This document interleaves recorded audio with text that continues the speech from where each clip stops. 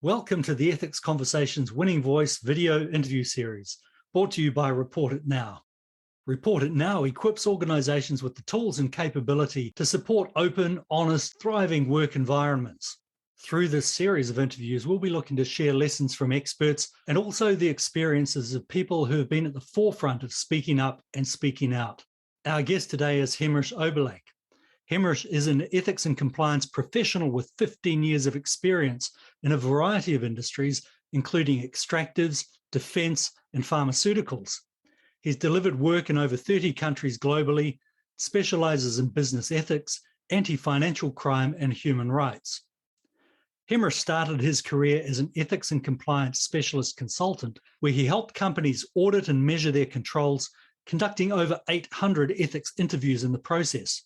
After a long career as an in-house professional in the UK, he is now based in his home country of Mauritius, from where he provides compliance consulting for international companies.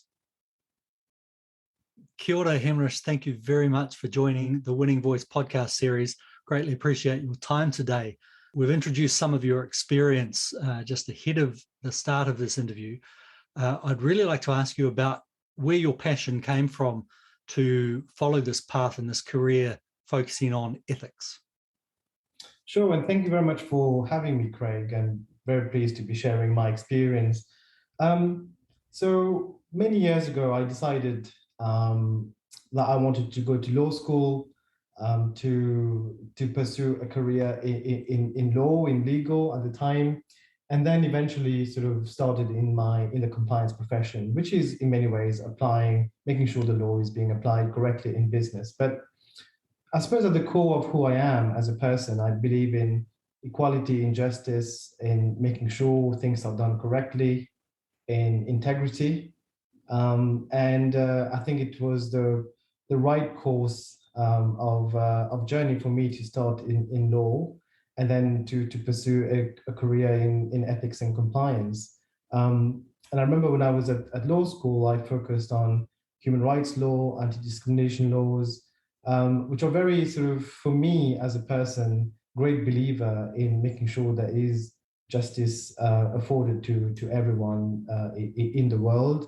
And in many ways now, as an ethics compliance professional, justice afforded and fairness afforded in business as well, whether you're working within an organization or for an organization, or whether you are a supplier or customer.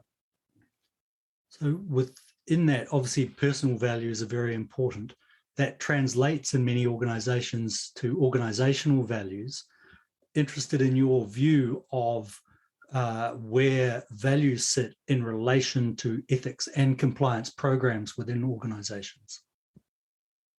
Sure, and values are very important in the sense that they dictate or influence, how a company's mission or vision can be achieved and the way they do their work, and the goals can be achieved as well.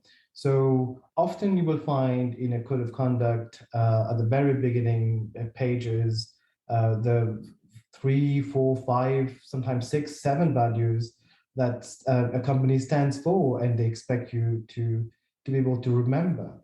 Values which are quite common are sort of integrity, for example, responsibility, duty, or teamwork. Sometimes for more communications agencies, they might say, we want client service, dynamic behavior, that kind of thing, and explain what do we mean by that. And these are usually values that are set by the board, by the senior management. In fact, the corporate governance code in the UK and other corporate governance codes, I'm sure, do say that the board of directors is responsible for making sure there is a culture of ethics, integrity, values in general. So it is a very important component of an ethics compliance program. With an ethics compliance program in place in an organization, what to your mind are the key tenets for an effective one? So what comes to mind immediately is probably a reference point from the UK Bribery Act, which was passed in 2010, being enforced since 2011. Important so because the gap between passing the law and the application of the law of 1 year was to publish guidelines for businesses as to what they need to do to be able to demonstrate they have a good compliance program in place.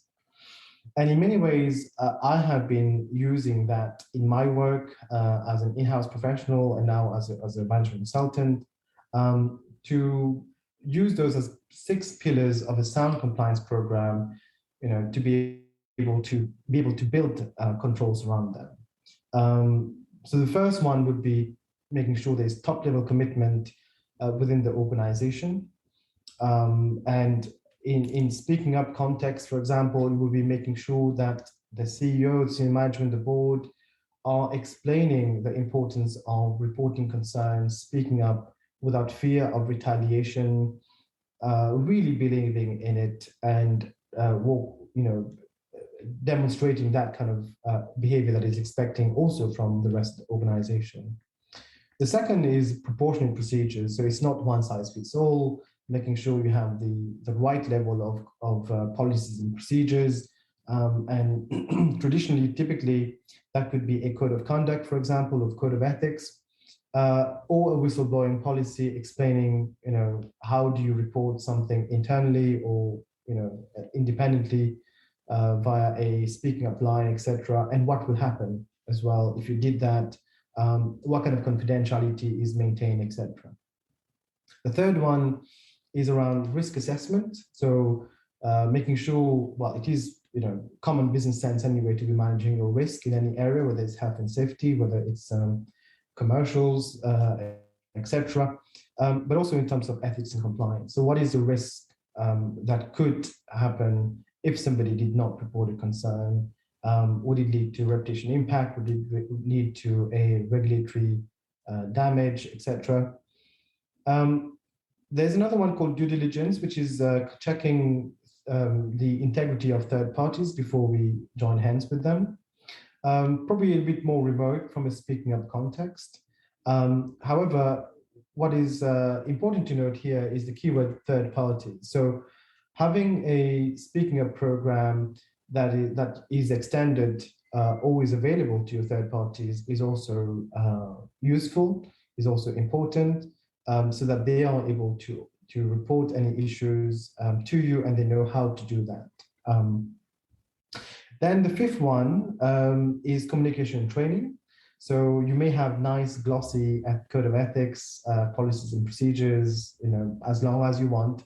But if nobody knows what to do, nobody knows about it, then it is not an example of good practice. So doing e-learning, face-to-face training, poster campaigns, etc., very important. And lastly, it's monitoring and review. So it's quite nice to have your policies, procedures, your top-level commitment, training, etc. But how do you test whether it's actually working?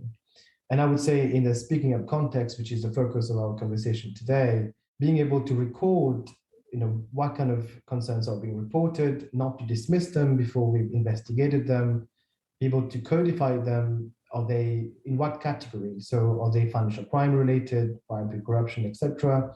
Are they workplace concerns related, harassment, bullying, etc.?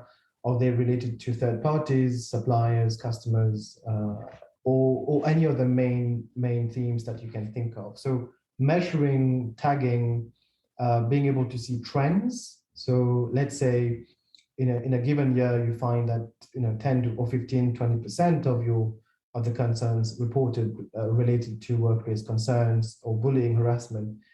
Even though as a company you think, well, we don't really have that kind of behavior here, you are able then to take a step back and think, okay, do we have a policy? Have we trained people? Why are people raising concerns? Let's work with HR and look at it. So these are basically the 6 sort of hallmarks of a sound compliance program. What would you see as being a key element to a good, strong speaking up program? But if I had to think of one key enabler for a sound speaking up program, in addition to drawing from the 6 components of an ethics compliance program, I would say it's trust. If people do not trust the system, then they will not be comfortable in speaking up or reporting concerns, etc. So the 6 components of a sound compliance program are there to be able to achieve that trust.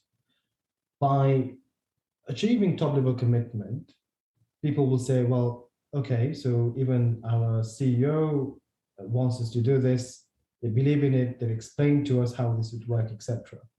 We've had training on how to do it. So you increasing the trust in the system, because the more clarity people have, the more trust they will have in that system. But also is, conferring securities and assurances about how something will be dealt with. So explaining how your investigation will work, or how you deal with a speaking up when it comes forward is important, so that people say, okay, they did say that it was anonymous, and they've explained to us how they handle this. That there is an independent call handler that will take our call. They will send a report. There will be no names, etc. Being able to respect that trust and maintain it is very important. To wrap up, I'd be really interested, given you've been a specialist in this area for some time now, how you think the world is tracking. Are we in a better situation now than 5-10 years ago? Well, I'm somewhat an optimist, but a realist at the same time. I would say, having been in this profession for 15 years or more, I've seen companies improving, albeit perhaps in more mature economies where there are laws and regulations dictating behavior of how a company should be able to operate, etc. There's more and more opportunities now to digitize, let's say, the logging of a speaking up, whether anonymously or not anonymously, or disclosing a conflict of interest, declaration, etc. So I would say the world has improved a lot in the area of compliance and ethics. And there are more and more tools available to be able to make things more efficient. But the key is to be able to want to do it. However, the very fact that I'm still in my profession, I'm still doing what I do, which is helping businesses in understanding and measuring and building the ethics compliance programs, is because there is still work to be done. Thank you, Hemrish. I greatly appreciate your time and your expertise, sharing that with our listeners on this podcast series. And I wish you all the best with your challenge in taking this forward into organizations to get better outcomes around the world. Thank you very much for having me.